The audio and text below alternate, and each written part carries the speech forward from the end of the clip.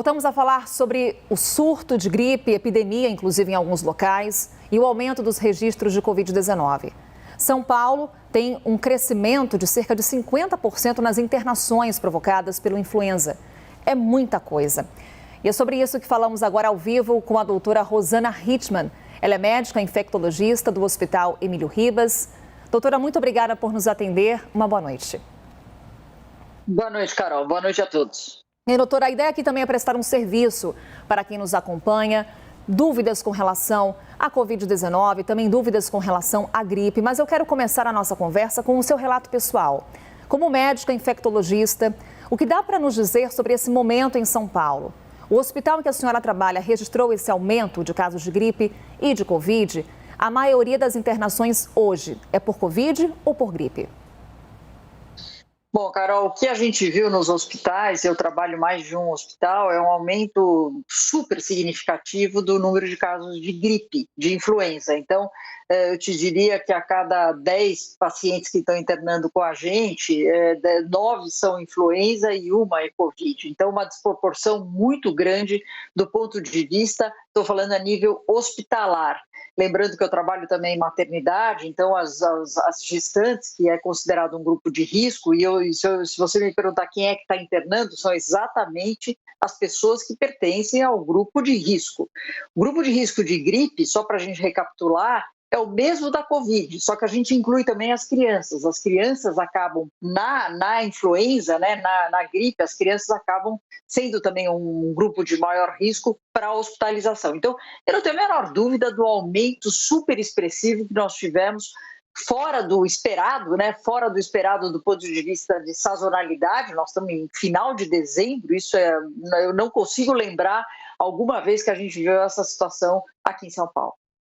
Doutora, são sintomas muito parecidos, ou seja, apenas o teste revela se a infecção é pelo coronavírus ou pelo vírus influenza? O teste ele vai me confirmar. O ideal, Carol, só para a gente dar um exemplo prático, alguém que começa hoje com a sintomatologia, basicamente, dor de cabeça, coriza, febre, a febre chama um pouquinho mais atenção no influenza do que na Covid. O início da gripe, da influenza, ele também costuma ser um pouco mais abrupto. A pessoa está relativamente bem e ela fala, puxa, eu estava trabalhando e comecei a me sentir mal. Então, ele pode ser um pouco mais abrupto. Mas são vírus respiratórios que dão muito em comum o quadro clínico. Então, a testagem é bem importante. Se você me falar qual dos dois eu testaria em alguém que está com sintomas, lógico, se puder testar os dois, ótimo, senão você testa pelo menos influenza, porque nesse momento ele está circulando bastante e logo no início dos sintomas a gente já consegue, com um teste rápido, pegar uma boa parcela das pessoas que estão com a gripe A, né, com influenza A. O teste de Covid, normalmente, para a gente ter um teste positivo, a gente esperaria um pouco mais do início dos sintomas. Em geral, a gente esperaria 48, 72 horas para coletar esse teste. Então, eu acho que nesse momento epidemiológico, estou falando de São Paulo e tem outras capitais nessa situação também, onde a gente está vendo uma forte circulação do vírus da gripe. No dia do início dos sintomas, eu começaria por isso. Agora, se alguém estiver me ouvindo e fala, eu não consigo testar, hoje é 23 de dezembro, véspera de Natal, está muito complicado, faça o seu isolamento. Isso é muito importante. Independente da gente saber se é gripe ou se é Covid, o mais importante é você não expor as outras pessoas. Então, isso é fundamental.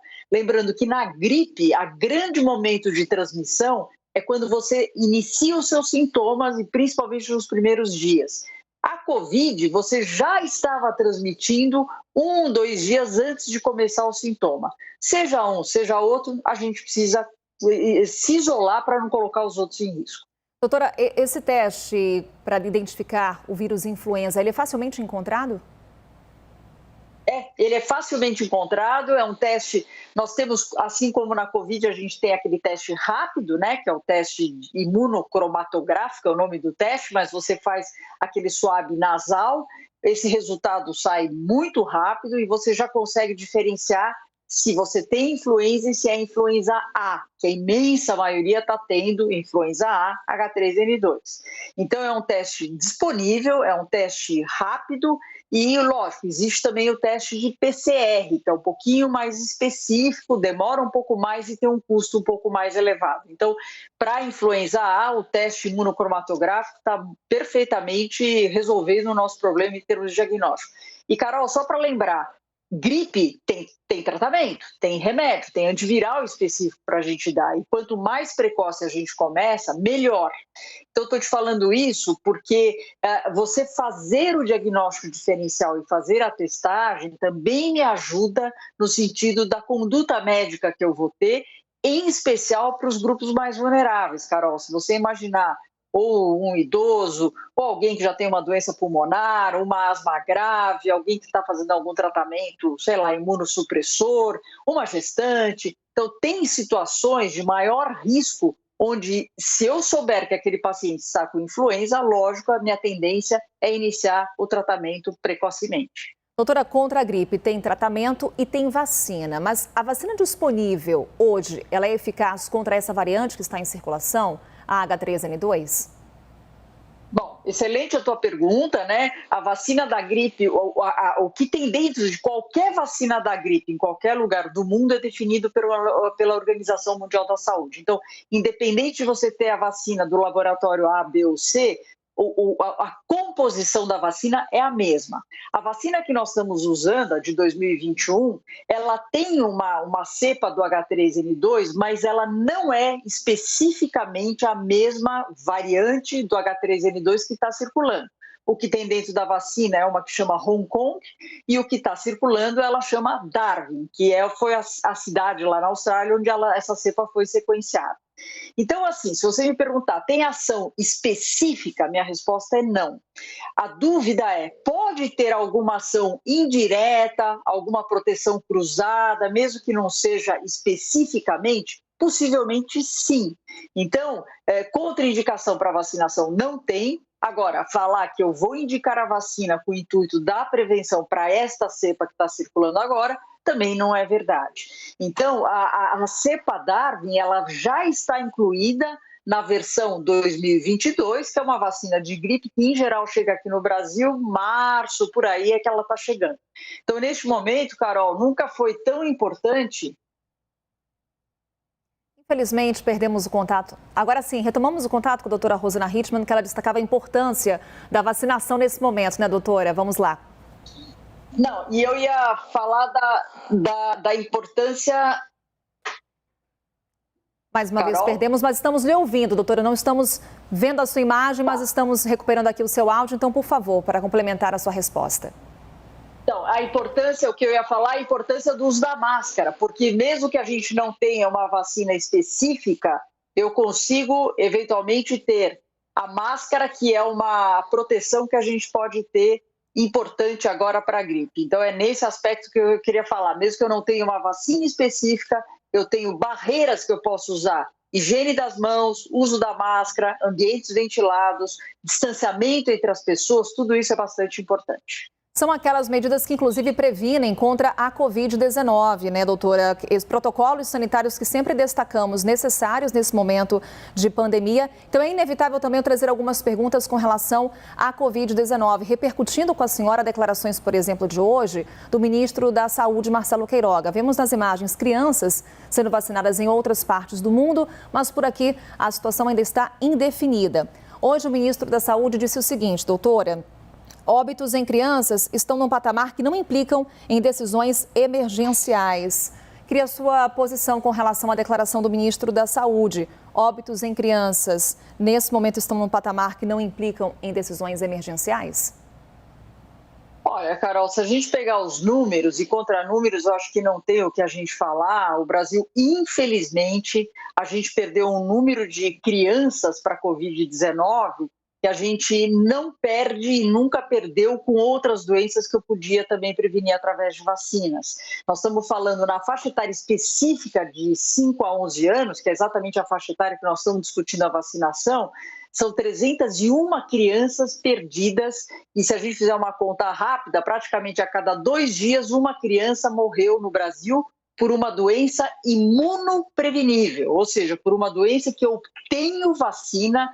Eu tenho estudos mostrando que essa vacina é eficaz, que ela produz anticorpos e que ela tem uma segurança muito importante. O risco de uma criança ter a complicação pela doença, eu vou falar, por exemplo, uma complicação cardíaca, que muitas vezes o pessoal falou, daquela inflamação do coração, é 50 vezes maior com a doença do que o eventual risco com a vacina. Então, achar que estamos tranquilos com o dado que o Brasil apresenta de que cada 2 dias eu perco uma criança nessa faixa etária, eu não consigo achar que esse número sei lá, estável, confortável, nada disso.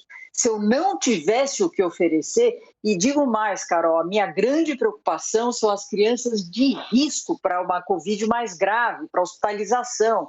Quando a gente vê as crianças de uma maneira geral, felizmente a Covid é mais leve na população pediátrica.